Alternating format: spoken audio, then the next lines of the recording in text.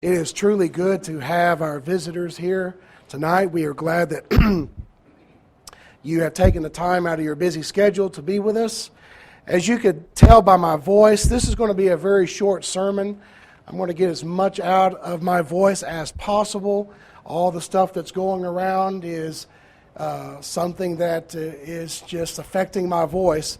And I feel just fine. I sound terrible, but I feel just fine. So we're going to go into God's Word tonight and look at a message from God's Word that I think will be very relevant for us today.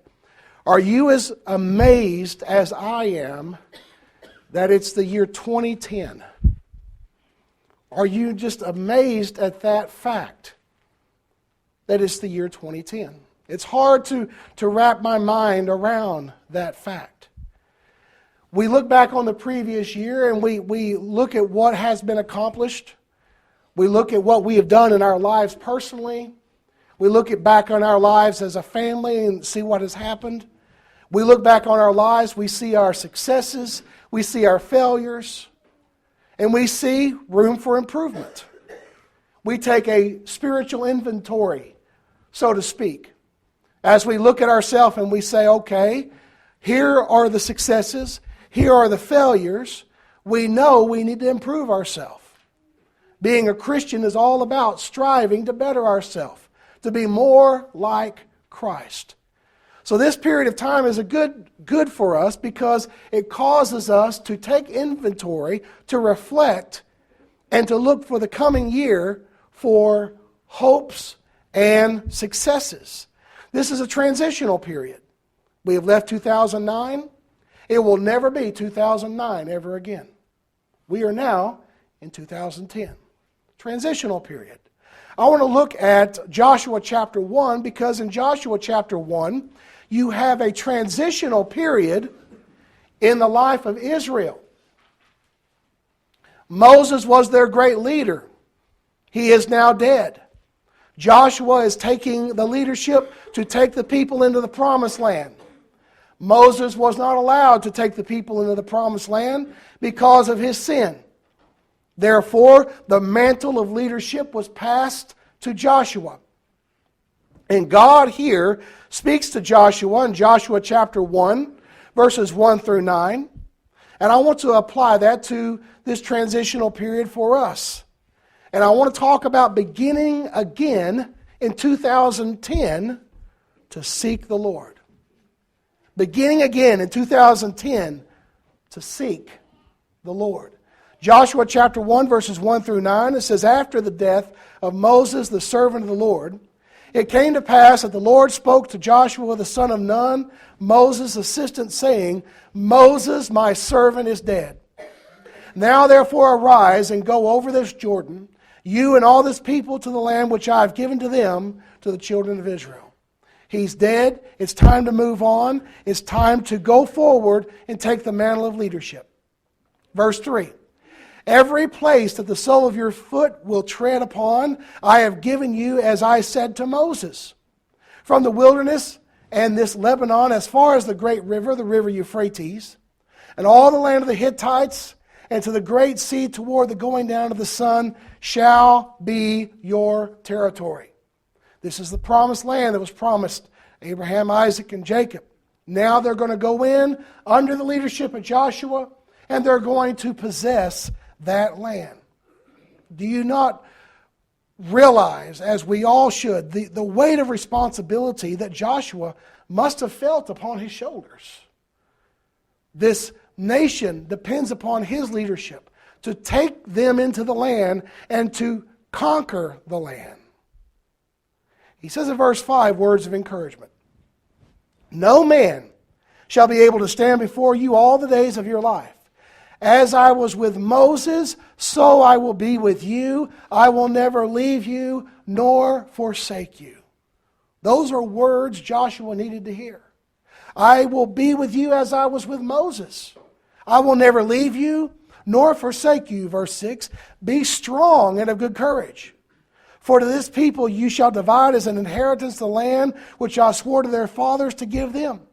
Only be strong and very courageous, that you may observe to do according to all the law which Moses my servant commanded you.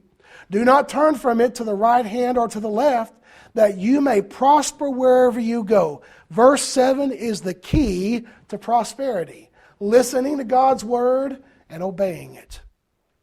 And if we want to have success in 2010, as individual Christians, as a family, as a congregation, we've got to listen to God's word, not turn to the right hand or to the left, and we have to obey it. That will cause us to prosper in our relationship with God. Verse 8, this book of the law shall not depart from your mouth, but you shall meditate in it day and night, and you may observe to do according to all that is written in it. For then you will make your way prosperous, and then you will have good success. Again, there's that formula for good success. Doing what God's word says. Having that word in our mouth, not letting that word depart from it. We meditate, we study on it day and night. That's very similar to Psalm 1. The blessed individual who meditates in God's word both day and night. He says in verse 9, have I not commanded you?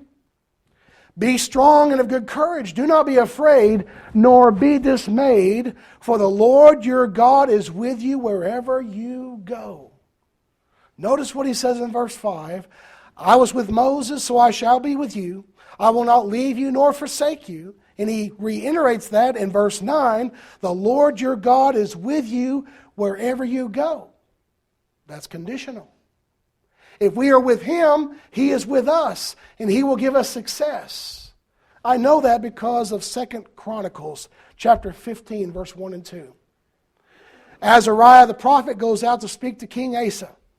And he says to Asa and the king of Judah and the nation of Judah, he says, hear me, Asa, and all Judah and Benjamin. The Lord is with you while you are with him. If you seek him, he will be found by you. But if you forsake him, he will forsake you. See the condition there?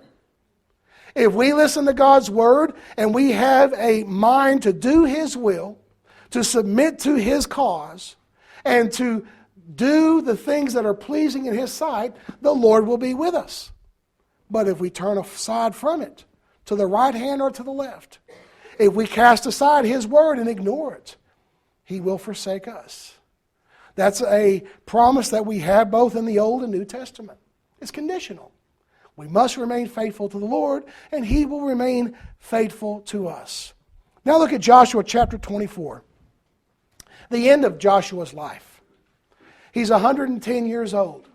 He's giving his farewell address. And he has many good things to say, but I only want to look at Joshua chapter 24, verse 14 and 15. He says in Joshua 24, verse 14 and 15, now therefore fear the Lord and serve him in sincerity and in truth, and put away the gods which your fathers served on the other side of the river and in Egypt. Serve the Lord. And if it seems evil to you to serve the Lord, choose for yourself this day whom you will serve. Whether the gods which your fathers served that were on the other side of the river, or the gods of the Amorites in whose land you dwell. But as for me and my house, we will serve the Lord. As a great leader, he commands them to serve the Lord. And he says, you've got to make a choice. He says, you've got to put away these idols. But God's going to give you the choice. You can forsake his way, but you've got to face the consequences of your actions if you do. Moses spoke of those consequences in the book of Deuteronomy. The blessings and the cursings. The blessings that will come upon the land if they believe and obey his will. The curses that would come upon them if they disregarded his word. But he gives us the choice. Choose this day whom you will serve. Whether the gods of your ancestors or the gods of those who are in Egypt. But as for me and my family, we will serve the Lord. It matters not what everyone else does.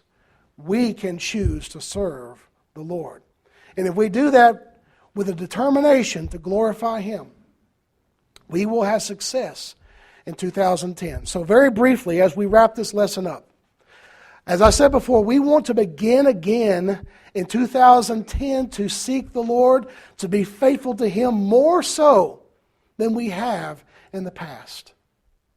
First of all, let's determine to begin again in 2010 to walk closer to the Lord than we've ever walked before.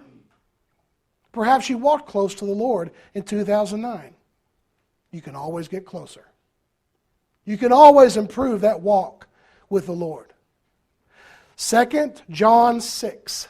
John the Apostle says, "This is love, that we walk according to His commandments.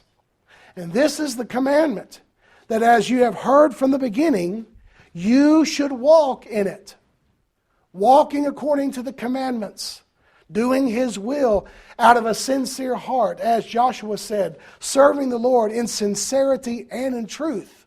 From the heart we do this, and we do it according to His will. When we do this, we will walk closer to the Lord. And let's make a determination in 2010 to walk closer to the Lord than we ever have in the past. Secondly, let's begin again in 2010 to work more for the Lord than we ever have in the past. That's part of our walk. Let us work more for the Lord than we ever have. We cannot earn our salvation. We realize that. It's not about earning salvation. It's about glorifying God. The more work we do, the more we glorify God when we do it from a sincere heart. 1 Corinthians 15 and verse 58, "Be steadfast, immovable, always abounding in the work of the Lord, knowing that your labor is not in vain in the Lord." We know that what we do for the Lord is not in vain. And therefore, having God's promises that He will bless our efforts, let's determine in 2010 to work harder for the Lord than we ever have in the past. Philippians 2 and verse 12, we are to work out our own salvation with fear and trembling. Because verse 13 says, it's God at work in us. When we do His will, when we believe and obey His word, God's working through us in this world.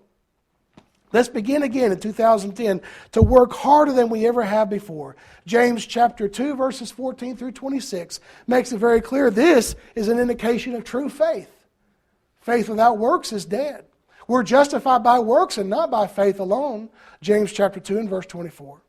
So living faith is defined there in James 2, 14 through 26. Let's work harder in 2010 than we've ever before. Let's determine to enhance our worship in 2010 more so than we ever have before. And what I mean by that is not to do something that's unscriptural. I mean to get our minds in tune with God's will as we come here to assemble. That we worship God in spirit and in truth as He has directed us. John 4, verse 23 and 24, the Father seeks those to worship Him in spirit, that sincerely, from the heart, and in truth, according to God's will. Let's not get into the habit of just going through the motions, as sometimes we all can do. It's Sunday, time to go to church. Go through the motions, and our heart's not in it. We don't want to get into that bad habit. Let us be sincere in our worship as we worship God according to what we find in the New Testament. Let us seek first the kingdom, Matthew 6 and verse 33, and His righteousness, and all the necessities of life will be added to us. Let's not forsake the assembling of ourselves together as the manner of some. Hebrews chapter 10 and verse 25. When we have an opportunity to assemble, let's make every effort to be here. It will greatly bless you and the church collective. Let's do that more in 2010. And finally, let's begin again in 2010 to wait on the Lord. To wait on the Lord. Psalm 62, verse 1 and 2. Truly my soul silently waits for God. From Him comes my salvation. He is my rock and my salvation. He is my defense. I shall not be greatly moved. Let's believe these promises of God. Let's wait on the Lord. Isaiah 40, verses 29 through 31. He gives power to the weak, and to those who have no might he increases strength. Even the youth shall faint and be weary, and the young men shall utterly fall. But those who wait on the Lord shall renew their strength. They shall mount up with wings like eagles. They shall run and not be weary. They shall walk and not faint. Wait on the Lord in 2010. Let us seek the Lord in 2010 more than we ever have in our past. Perhaps there is someone here tonight that needs to do that for the very first time by putting Christ on in baptism. If you believe with all your heart that He is the Son of God and you're willing to make that confession, you're willing to repent of your sins, why are you waiting? Arise and be baptized and wash away your sins, calling on the name of the Lord. Acts 22 and verse 16. And when you do that, your sins will be forgiven by the blood of Christ. You'll be added to the church by the Lord. And you can begin again in 2010 to seek the Lord like you've never sought Him before. Perhaps you are a Christian, but you're not faithful to the Lord. You haven't been faithful in 2009. The very fact that you are still alive today is God's long-suffering and grace. He's wanting you to come to repentance. Come to the Lord. As always, the choice is yours as we stand and sing.